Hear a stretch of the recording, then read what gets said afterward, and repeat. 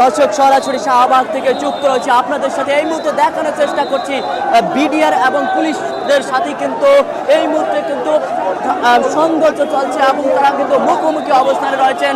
বারবার কিন্তু পুলিশ তাদেরকে বোঝানোর চেষ্টা করছেন, যেমনটি দেখানোর চেষ্টা করছে।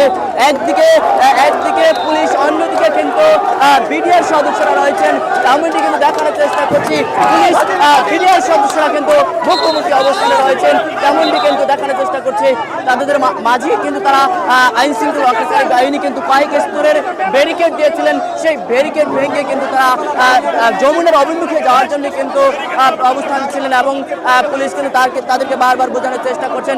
জানিয়ে রাখি যে 3 দফা দাবিতে কিন্তু বিডিআর সদস্যরা কিন্তু যমুনার অভিমুখে কিন্তু লং মার্চ দিয়েছিলেন। এই মুহূর্তে কিন্তু দেখানোর চেষ্টা করছে সরাসরি এবং এই মুহূর্তে দেখছেন যে তারা কিন্তু ব্যারিকেড ভাঙার জন্য চেষ্টা করছেন এবং পুলিশ কিন্তু তাদেরকে বারবার বোঝানোর চেষ্টা করছেন।